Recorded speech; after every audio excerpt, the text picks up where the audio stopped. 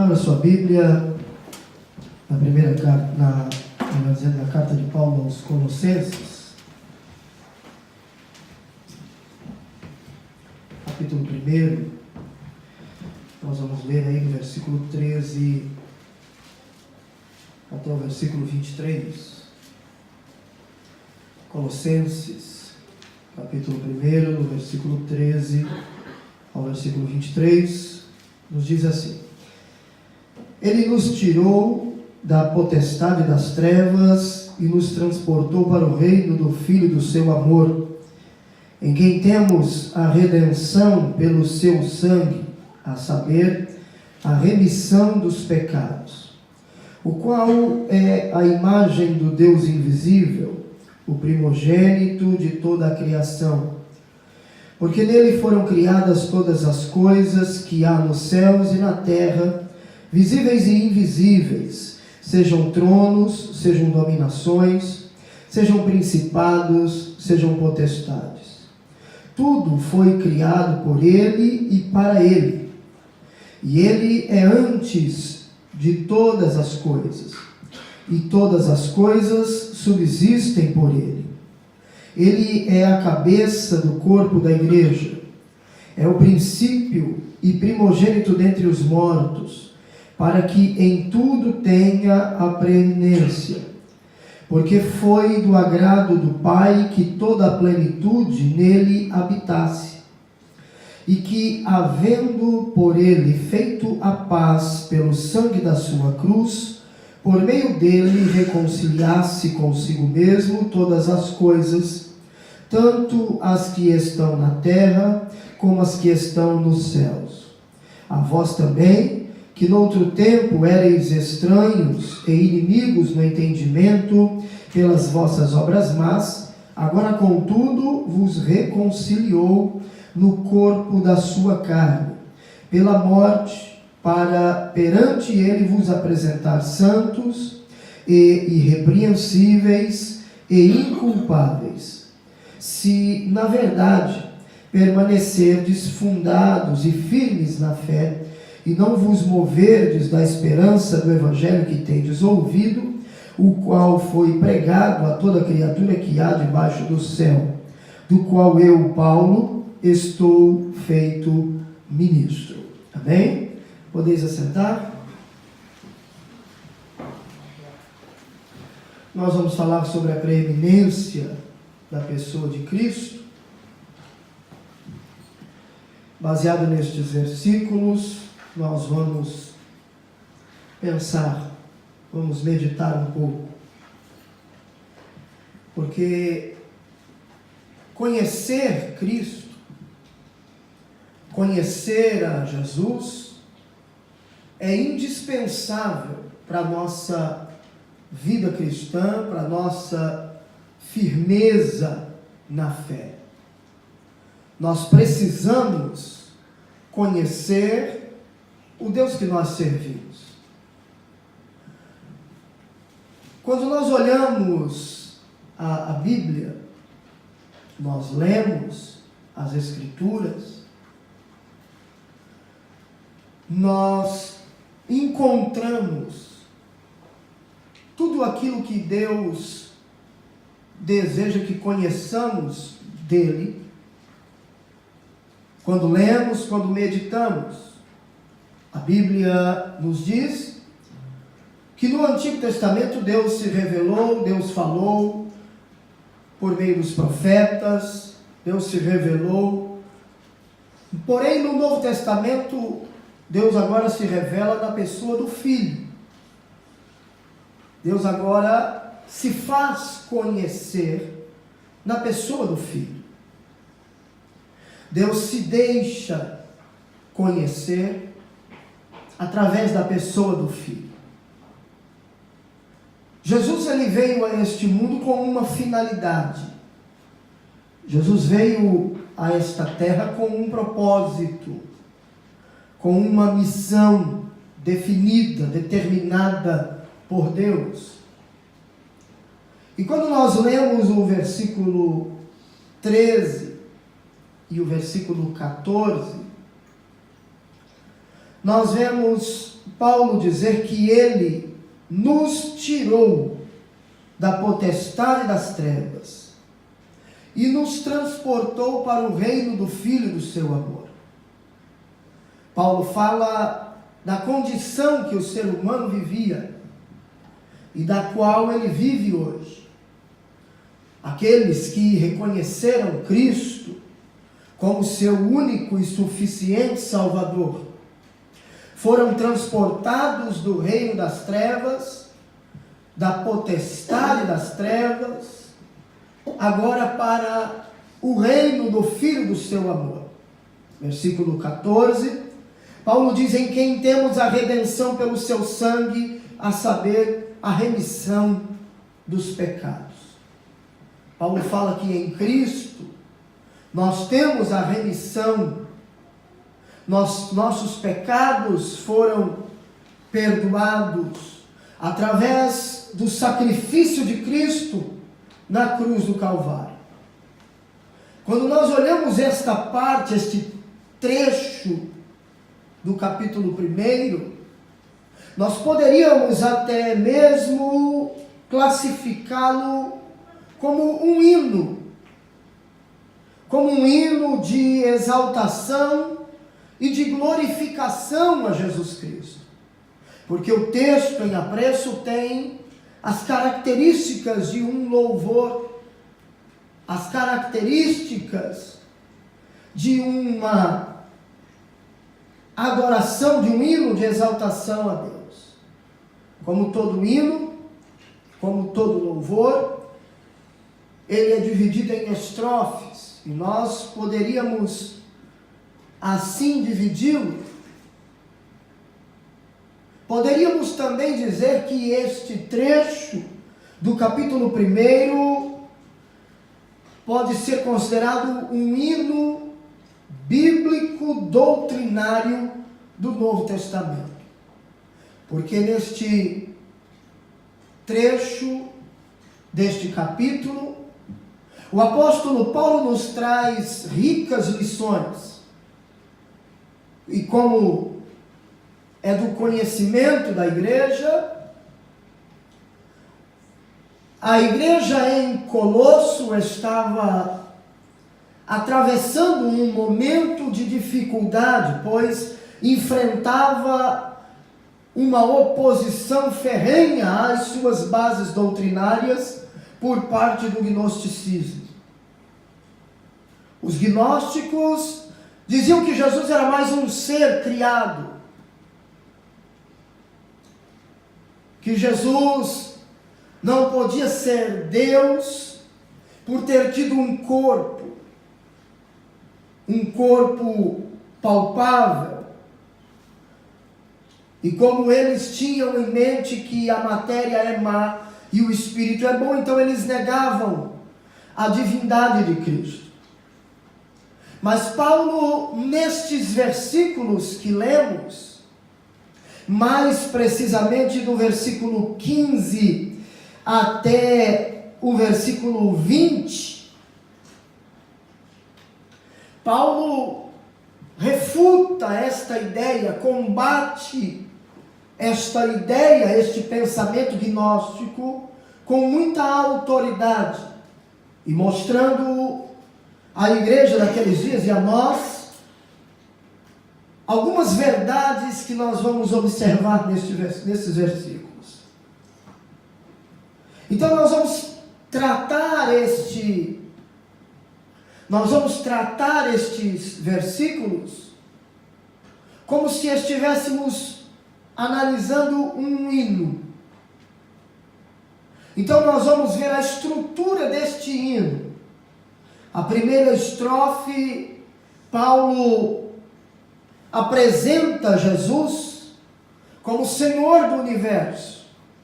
Paulo apresenta Jesus como o Criador supremo e absoluto. Se não, veja os versículos 15 e 16. O qual é imagem do Deus invisível, o primogênito de toda a criação, porque nele foram criadas todas as coisas que há nos céus e na terra, visíveis e invisíveis, sejam tronos, sejam dominações, sejam principados, sejam potestades. Tudo foi criado por Ele e para Ele. Veja a expressão que Paulo usa no versículo 15. Ele é a imagem do Deus invisível. Paulo está dizendo que Cristo é a imagem do Deus invisível. Paulo está identificando Cristo com o Pai aqui, através de sua perfeição, através de sua infinitude, através de sua imensidade, através de sua glória e de seu poder. Veja o capítulo 4 e o versículo 4 de 2 Coríntios, como Paulo fala, a expressão que Paulo usa. Ele vai nos dizer assim: nos quais o Deus deste século cegou os entendimentos dos incrédulos, para que não lhes resplandeça a luz do Evangelho da glória de Cristo, que é a imagem de Deus. Ele está dizendo, para que não lhes resplandeça a luz do Evangelho da glória de Cristo, que é a imagem de Deus. Ele está dizendo que Cristo expressa a glória de Deus. Nós observamos Paulo mostrando na unção do Espírito Santo, cheio da unção de Deus, cheio da presença de Deus, Paulo mostrando aos gnósticos daqueles dias que Cristo não era simplesmente uma pessoa criada por Deus, mas que Ele é o próprio Deus. Os gnósticos diziam que Cristo era uma pessoa criada por Deus. Paulo vem e diz, não, Ele não é uma pessoa criada por Deus, Ele é o próprio Deus encarnado. Ele é o Deus, a imagem do Deus invisível, o Deus que se fez carne e que habitou entre nós. Ele é Deus, Ele não é uma criatura de Deus, mas Ele é o próprio Deus habitando em nosso meio. Veja o que a Bíblia vai nos dizer. Vamos voltar para Colossenses. Olha o versículo 19. Porque foi do agrado do Pai que toda a plenitude nele habitasse.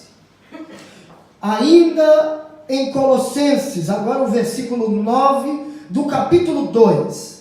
Porque nele habita corporalmente toda a plenitude da divindade. O texto está se referindo a Deus, que em Cristo habita toda a plenitude da divindade. E todas as vezes que a Bíblia usa esta expressão, ela está falando do Deus Pai, do Deus Todo-Poderoso, da divindade, do Senhor. Ele é Deus, Ele é o Senhor. E aí ele está dizendo, em Cristo habita corporalmente, ou seja, na forma corpórea de Cristo, habita toda a plenitude da divindade. Ele está dizendo o quê? Ele está dizendo que Cristo se apresentou a nós, veio a este mundo. Cristo veio a este mundo e apresentou a nós de forma plena o Deus invisível. Vamos seguindo. Capítulo 9, versículo 5 da carta aos Romanos. Capítulo 9, versículo 5 da carta aos Romanos. Paulo diz: dos quais são os pais, e dos quais é Cristo, segundo a carne, o qual é sobre todos Deus bendito eternamente. Amém. Paulo está mais uma vez dizendo que Cristo não é uma pessoa criada, mas é o próprio Deus encarnado. Vamos ver ainda epístola do escritor aos Hebreus capítulo 1. Aos Hebreus capítulo 1 e o versículo 8. Mas do Filho diz: ó Deus, o teu trono subsiste pelos séculos dos séculos, cetro de equidade é o cetro do teu reino. O escritor da epístola aos Hebreus diz, acerca do Filho, ele fala, ó Deus, e não uma pessoa criada por Deus, mas o próprio Deus. A Bíblia, nós temos inúmeras referências para provar que Cristo é o Deus encarnado e não uma pessoa criada como os gnósticos creem. Amém? O Novo Testamento, ele afirma em várias passagens a condição divina de Jesus. Vamos ver outros textos para nós chegarmos e concluirmos este subtópico. Vamos para o Evangelho segundo o relato de João, capítulo de número 1. E o versículo de número 1 vai nos dizer: no princípio era o Verbo, e o Verbo estava com Deus, e o Verbo era Deus. O versículo 14 vai dizer: o Verbo se fez carne e habitou entre nós, e vimos a sua glória, como a glória do unigênito do Pai, cheio de graça e de verdade. Algumas traduções usa para a expressão habitou, usa tabernaculou. E quando nós olhamos a palavra usada aqui, habitou, a palavra usada aqui no seu original, no grego, traz-nos a ideia de que ele viveu numa tenda, ou acampou entre nós, para quê? Para enfatizar a natureza temporária de seus dias na terra. Era algo temporário. Ele veio a esta terra, habitou entre nós, e o Verbo se fez carne e habitou entre nós, ou tabernaculou entre nós. Porém, a expressão original diz que isto era algo temporário, como que ele viveu numa tenda, ou acampou entre nós, para enfatizar que a sua natureza era temporária durante os dias que ele viveu nesta terra. O Deus que se fez carne e habitou entre nós. Vamos ainda ver o versículo de número 20, o capítulo de número 20 e o versículo de número 28, vai nos dizer assim: Tomé respondeu e disse: Senhor meu e Deus meu. Nós vemos Tomé falando algo muito sublime neste versículo. Tomé reconhecendo o senhorio de Cristo, dizendo: tu és o meu Senhor, tu és o meu Deus. Tomé enfatizando a divindade de Cristo, que ele, ao contrário do que criam os gnósticos, não era uma pessoa criada, mas era um Deus encarnado. Para concluirmos, primeira de Timóteo, primeira de Paulo a Timóteo, capítulo 2, versículo 5, vai nos dizer: porque há um só Deus e um só mediador entre Deus e os homens, Jesus Cristo, homem. Mas o texto de Colossenses vai nos dizer ainda, no versículo 15, o qual é a imagem do Deus invisível, o primogênito de toda a criação. E essa expressão, para os hereges, adeptos do arianismo, era um prato cheio, para dizer que Jesus foi criado. E essa linha de pensamento dominou o quarto século da era cristã, porque eles ensinavam e eles entendiam e divulgavam isso de forma errada, e diziam que Jesus não poderia ser divino, porque ele foi criado pelo Pai. Os adeptos dessa teoria, desta heresia ariana, eles diziam que Jesus não tinha a mesma natureza de Deus. Aí nós vemos o versículo 3 do capítulo 1 do Evangelho segundo o relato de João, mostrar de uma forma muito clara que Jesus, ele é o agente primeiro da criação e não um produto dela. Jesus não foi criado, mas Jesus, ele criou todas as coisas. Veja, versículo 3 do capítulo 1 do Evangelho segundo escreve João: todas as coisas foram feitas por ele, e sem ele, nada do que foi feito se fez.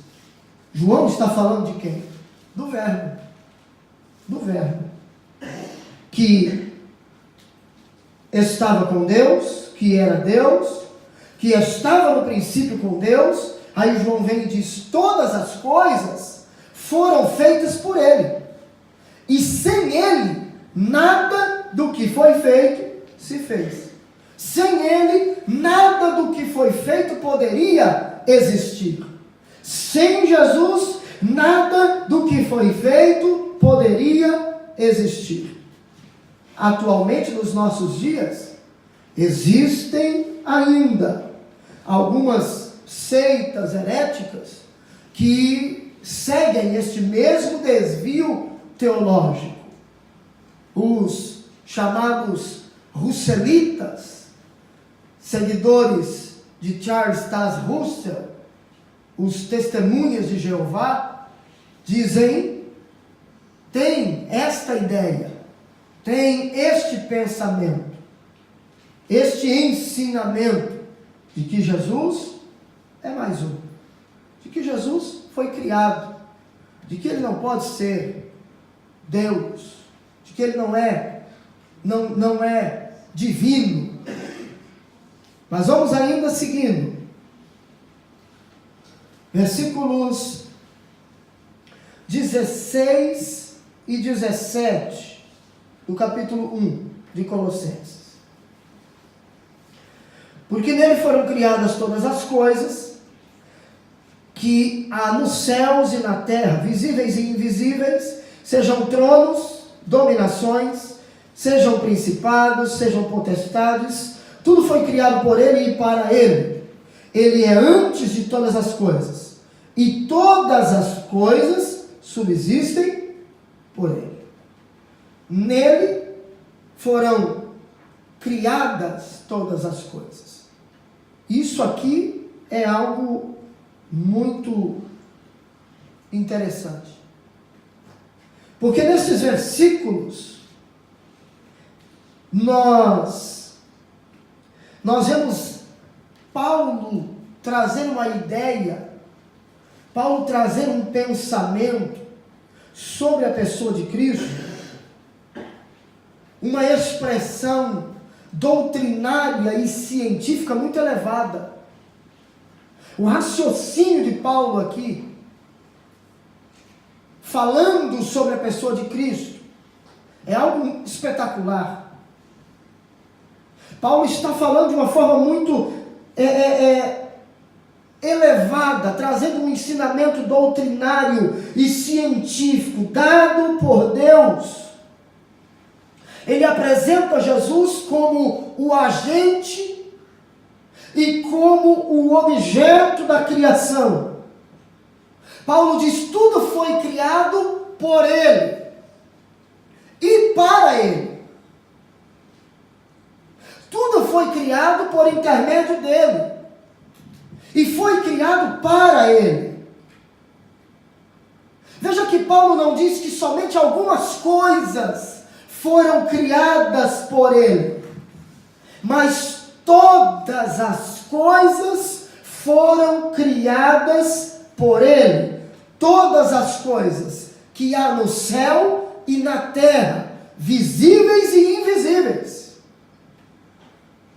E aí quem tem uma ideia distorcida sobre a divindade de Cristo, fica meio maluco com essa ideia de Paulo.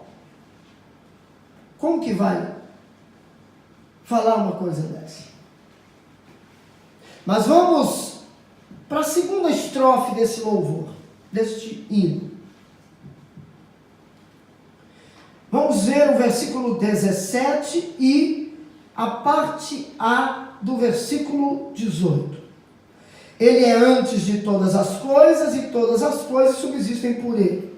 Ele é a cabeça do corpo da igreja.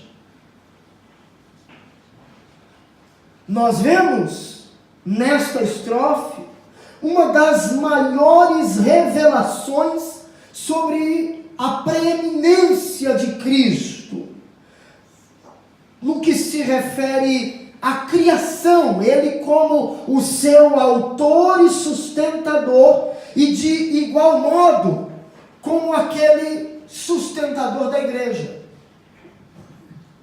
Porque o texto vai dizer que ele é antes de todas as coisas. Ele é antes de todas as coisas. Nós aprendemos, nós acabamos de ouvir, no que nós, na nossa divisão, nessa estrutura deste hino, nesta primeira estrofe, que Cristo, ou que em Cristo, foram criadas todas as coisas. Agora, aqui, Paulo mostra mais uma vez a sua preeminência concernente à criação. Paulo enfatiza mais uma vez o seu pensamento, e nós vemos aqui uma coisa muito interessante, porque ele, nesse texto, Paulo, neste texto, ele nos mostra que a excelência de Cristo, ela está acima do tempo. Vou repetir. A excelência de Cristo, ela está acima do tempo. Ele é o autor eterno. Ele é eterno. Ele é autoexistente. Paulo vai dizer, ele é antes de todas as coisas. Ele estava na criação, mas não foi criado por ninguém. Ele criou todas as coisas, mas não foi criado por ninguém. Ele é antes de todas as coisas. Agora Paulo vai dizer ainda que todas as coisas subsistem por ele.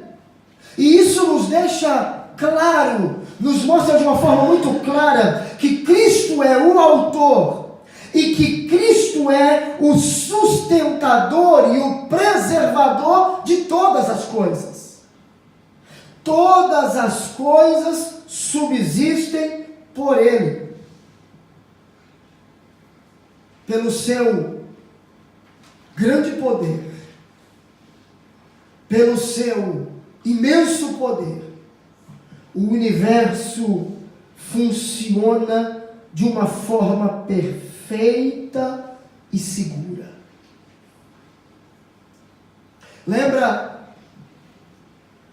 do que falamos na última semana? Ou melhor, não foi aqui que eu falei, foi em Oyama no fim de semana, quando eu estava ministrando, e eu disse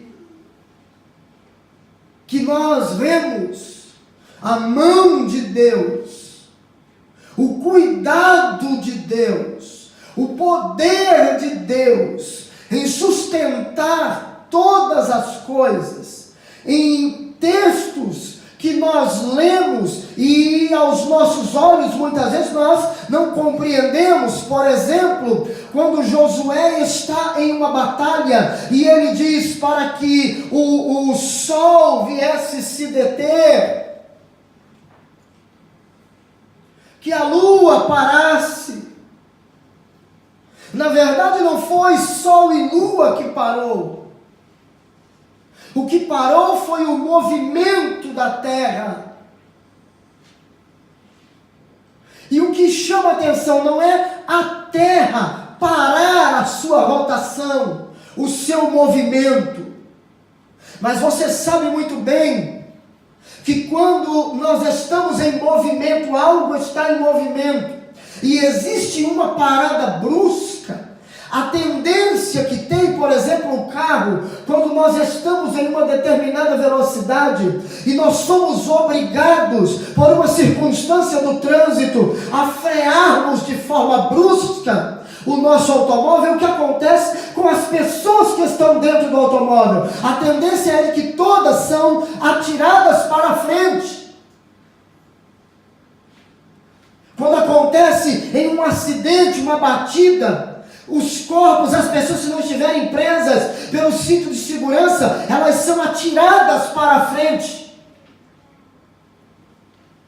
Mas nós vemos a boa mão de Deus e uma demonstração clara do poder de Deus, sustentando, cuidando de uma forma maravilhosa do universo, mantendo todas as coisas em sua perfeita ordem e segurança. Quando Josué diz para que o sol se detenha em Gilgal e a lua se detenha no vale de Aijalon, a terra para o seu movimento, mas nada sai do lugar. A tendência qual era? Era que a terra, os mares viessem tudo para frente, ou acontecesse um grande tsunami, um inundamento, as terras, acontecesse o maior desastre, mas Deus que está no controle de todas as coisas, e com o seu imenso poder, trabalha para que o universo funcione de forma equilibrada e segura. Ele faz com que a terra pare o seu movimento de rotação e nada saia do seu lugar. Esse é o Deus que nós servimos. Uma coisa é nós lermos na Bíblia sobre esse Deus, nós conhecemos este Deus, mas por mais que nós leiamos a Bíblia de Gênesis a Apocalipse e fiquemos estupefatos com o agir de Deus, com o trabalhar de Deus, fiquemos assombrados com a grandeza do poder de Deus, nós ainda não iremos conhecê-lo em sua plenitude. O ser humano, na sua mente finita, não tem capacidade de conhecer Deus em sua plenitude. A nossa mente limitada não alcança um Deus ilimitado. A nossa mente finita não alcança o conhecimento de um Deus que é infinito, de um Deus que não tem começo e nem fim, de um Deus que diz que Ele é, através de Cristo, que Ele é o alfa, Ele é o ômega, Ele é o princípio, Ele é o fim. A nossa mente não alcança. Nós lemos este fato na Bíblia, mas se nós pararmos para pensar como isso pode acontecer, a nossa mente não vai alcançar o agir de Deus, o trabalhar de Deus. Então nós temos que crer que Deus é o que é. É Senhor, é o sustentador do universo. Que Jesus é aquele que cuida, Jesus é aquele que controla a órbita dos astros, que controla as estações do ano com uma perfeição incrível, e que graças ao seu poder providente e sustentador, Cristo mantém todas as coisas em ordem e em segurança. Mas Paulo vai dizer-nos ainda, antes de entrarmos na terceira estrofe, que Ele é a cabeça do corpo da igreja.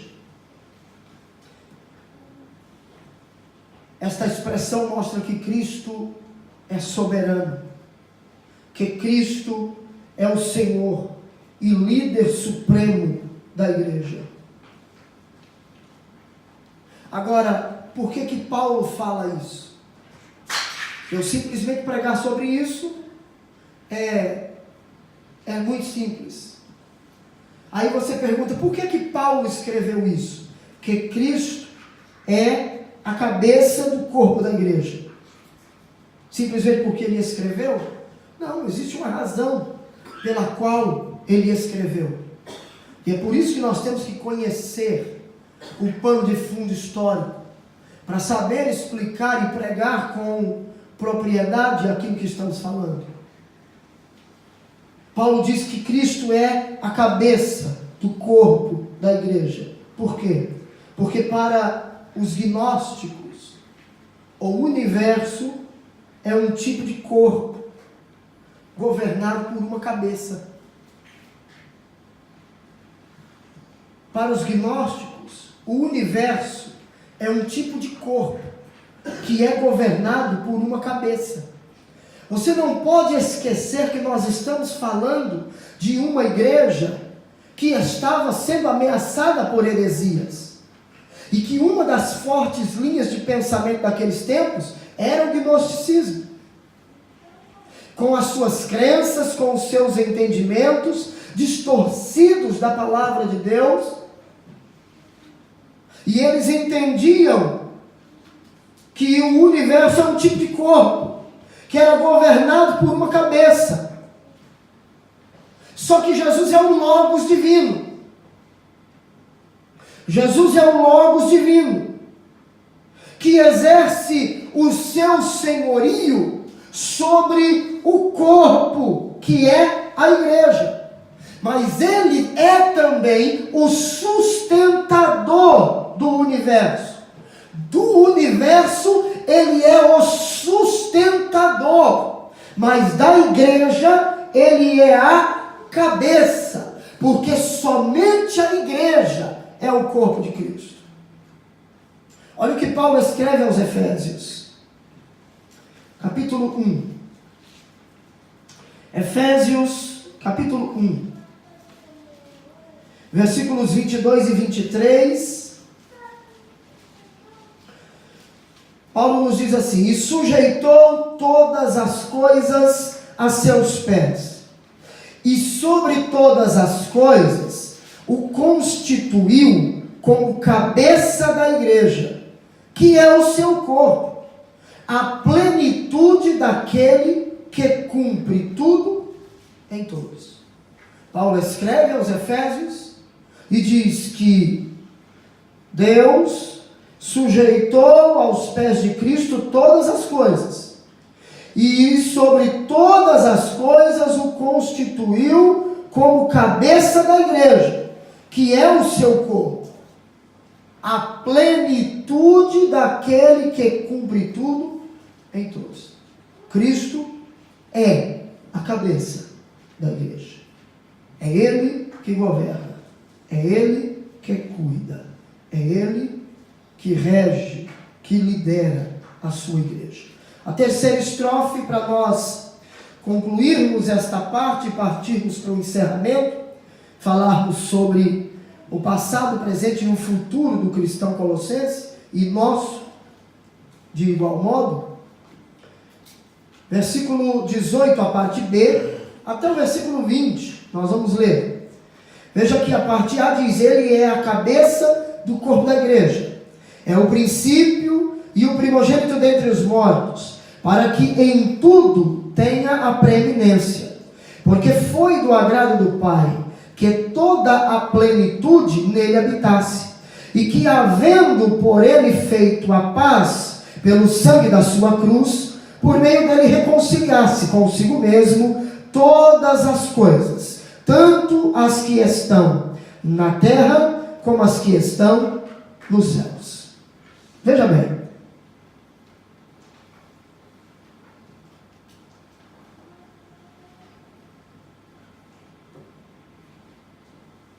Cristo é o princípio. Cristo foi o primeiro a vencer para sempre a morte. Por isso ele é o primogênito dentre os mortos. Vamos observar. Jesus é o princípio e o primogênito dentre os mortos, para que em tudo tenha a preeminência. Apocalipse capítulo 1, versículo 8, vai apresentar Jesus como Alfa, o Ômega. Usa a primeira e a última letra do alfabeto grego. O Alfa, a primeira letra, o Ômega, a última letra. E é nesse sentido que ele é o primogênito. E não no sentido comum, no sentido humano. Irmãos, quando nós falamos, e sempre exortamos a igreja a que conheça a Bíblia, a que estude a Bíblia, a que se aprofunde no conhecimento bíblico, é porque se nós não tivermos e não chegarmos a um conhecimento bíblico correto, se nós não tivermos uma boa hermenêutica, uma boa exegese, nós fatalmente vamos cometer erros na nossa interpretação. Por quê? Porque toda heresia tem como ponto de partida um texto bíblico. Só que um texto bíblico extraído do seu contexto, um texto bíblico interpretado à revelia. Então eu preciso saber aplicar as regras da hermenêutica para ter uma boa interpretação do texto. Eu não posso de forma alguma tirar um versículo do seu contexto e aplicá-lo da maneira que eu acho que deve ser aplicado. O texto está inserido em um contexto e ele deve ser entendido e interpretado à luz do seu contexto. E o que muitos erram hoje é querer interpretar o texto, o versículo, fora do seu contexto. Quando as pessoas leem este texto, interpretam de forma errada, porque o tiram do seu contexto. Não conseguem entender o que o texto fala. É nesse sentido que Jesus é chamado de primogênito, porque ele foi o primeiro a vencer para sempre a morte, através de sua deidade. Para quê? Para ser, ou por ser o nosso Redentor. E quando nós olhamos esta expressão, que ele é chamado de primogênito, ele não é chamado de primogênito dentre os mortos, não no sentido comum, não no sentido humano. E quanto a nós, quanto àqueles servos fiéis de Jesus, que morreram, aqueles que partirão para uma eternidade, vejam o que a Bíblia diz. Vejam o que a Bíblia diz. 1 Coríntios capítulo 15, versículo 20. Mas agora, Cristo ressuscitou dos mortos e foi feito as primícias dos que dormem. Sendo Cristo a primícia dos que dormem, Cristo ressuscitou dos mortos, foi feito as primícias dos que dormem. Para quê? Para também nós, os que estamos em Cristo, alcançarmos a vitória sobre a morte. Para quê? Para que nós, os que estamos em Cristo, se morrermos em Cristo, termos a garantia da ressurreição, termos a garantia de ressuscitarmos para vivermos uma eternidade com Jesus. Mas o texto ainda diz: e que havendo por ele feito a paz pelo sangue da sua cruz, por meio dele reconciliar-se consigo mesmo todas as coisas, tanto as que estão na terra como as que estão no céu. Nós vemos neste texto que Cristo efetuou a redenção da humanidade. Que Cristo efetuou a redenção do ser humano, cumprindo a promessa divina que foi feita lá no Éden, sobre a semente da mulher, que haveria de esmagar, de ferir a cabeça da serpente, que é Satanás. Cristo, ao efetuar a redenção do homem, cumpre a promessa de Gênesis 3,15. Agora, quando Cristo cumpre a promessa, efetua a redenção do homem em cumprimento à promessa de Gênesis 3,15, então nós entramos no segundo tópico desta mensagem para partirmos para a conclusão. E aí vamos falar sobre o passado, o presente e o futuro do cristão. Porque no versículo 21 deste capítulo 1, Paulo apresenta o passado irmãos hoje, Colossenses, com os descrentes. Veja o que Paulo diz: a vós também, que noutro tempo erais estranhos e inimigos no entendimento, pelas vossas obras más, agora, contudo, vos reconciliou. Paulo está apresentando, mostrando para eles, lembrando os crentes de Colosso, o seu estado anterior, o seu estado de pecaminosidade, e está dizendo: olha, ele também reconciliou vocês.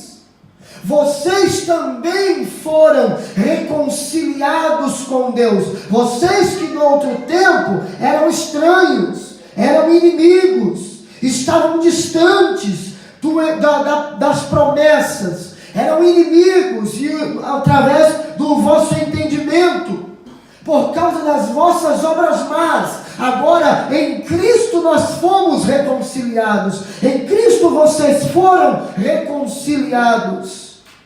Paulo está apresentando a vida passada dos colossenses, mas Paulo está também apresentando, mostrando a vida presente dos colossenses. Paulo diz que eles eram inimigos no entendimento pelas vossas obras más, agora contudo vos reconciliou no corpo da sua carne pela morte. Fomos reconciliados. Os crentes de Colosso, cujo Paulo escreve a carta, eles foram reconciliados. Paulo está dizendo para eles: vocês viviam no pecado, vocês estavam distantes, agora não, agora vocês foram reconciliados. Paulo está dizendo: vocês agora vivem uma nova vida. Vocês precisam entender agora que a vida passada, a vida de pecaminosidade que vocês viviam, ficou no passado. Essa mensagem de Paulo à igreja em Colosso é clara e vívida à igreja dos nossos dias. Porque a igreja dos nossos dias precisa ter este entendimento de que a velha vida, de que a vida pecaminosa ficou para trás. Não podemos trazer neste novo estilo de vida que estamos vivendo as bagagens da velha vida. Precisamos viver uma nova vida. Precisamos viver segundo os padrões desta nova vida, cujos eles são encontrados nas Escrituras. Nós estamos vendo hoje, a olho nu, nós estamos vendo hoje, diante dos nossos olhos, a igreja que foi comprada, que foi redimida, que foi resgatada, que foi lavada no sangue do Cordeiro, comprada não com ouro e nem prata, mas com o precioso sangue de Cristo, se misturando com as obras infrutuosas das trevas. Em muitos lugares nós chegamos e não existe diferença entre o crente e o não crente. É triste de ver como a igreja dos nossos dias está vivendo. Oh, irmãos, que esta verdade bíblica, ela bata na porta do nosso coração. Ela adentre as portas dos nossos corações e nos faça viver uma vida diferente, nos faça viver uma vida de comunhão com Deus, nos faça viver uma vida de inteira devoção e entrega ao Senhor. Por quê? Porque nós observamos qual é a finalidade da reconciliação. Aí no versículo 22, final do versículo 22, Paulo nos diz assim: no corpo de sua carne pela morte, para perante ele vos apresentar santos e irrepreensíveis e inculpáveis. Nós falamos nas 2 semanas anteriores sobre o perfil dos cristãos colossenses. E Paulo enfatiza esse perfil aqui nesse versículo 22. Precisam continuar vivendo de forma santa, irrepreensível e inculpável. Nós precisamos entender que tem que haver mudança, transformação de vida. Nós precisamos, porque se não houver mudança, se não houver transformação de vida na vida dos novos convertidos, em nossa vida que entregamos a Cristo, se não houver transformação, se não houver mudança, nós continuamos vivendo nas trevas do pecado. Não é o fato de estarmos dentro de uma igreja que nos garantirá a salvação. Não é o fato de estarmos carregando para cima e para baixo a Bíblia que nos garante a salvação.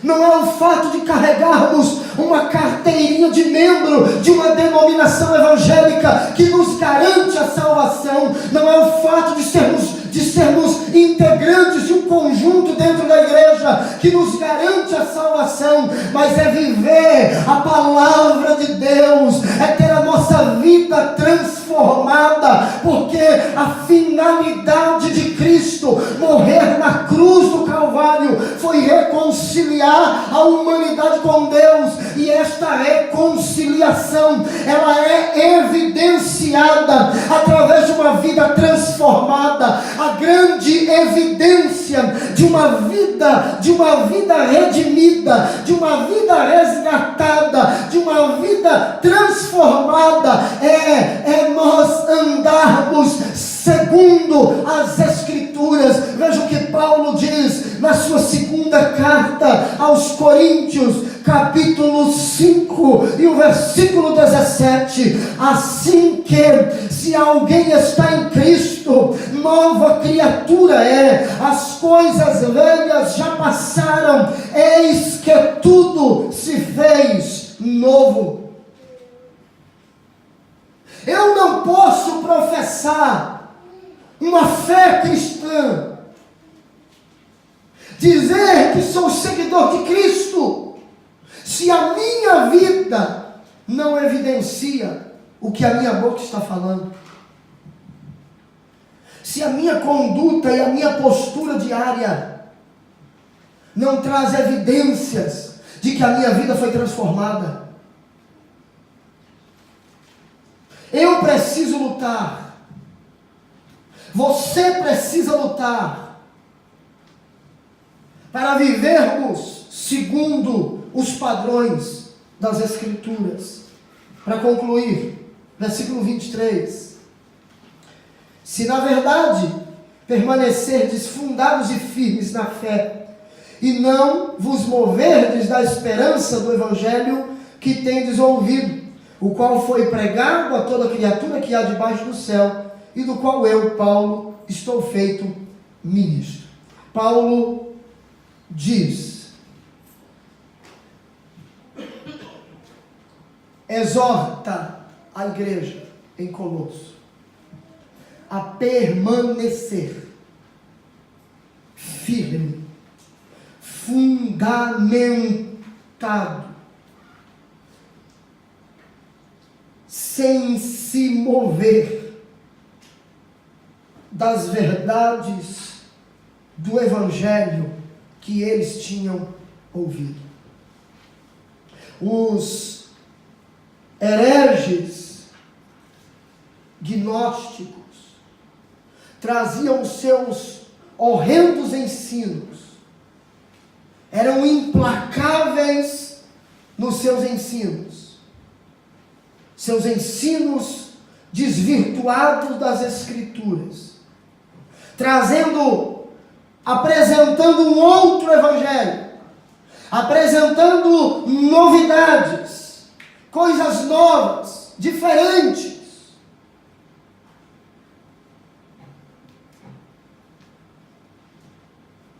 Precisamos tomar cuidado com as inovações que estão tomando de assalto as nossas igrejas.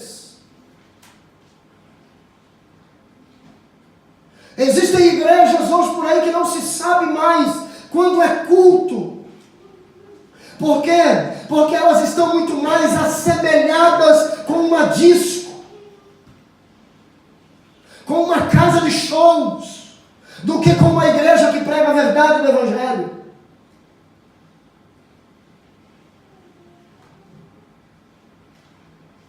Inovações que não têm respaldo bíblico. Precisamos tomar cuidado com esses ensinos sem fundamentação bíblica. Deus separou o seu povo, a sua igreja, e os tirou do mundo para viver um padrão e um estilo de vida santo. Não podemos voltar a nos misturar com as mazelas da velha vida. Que Deus nos ajude. Que Deus nos ajude a vivermos uma vida que agrade ao Senhor. Se coloque de pé.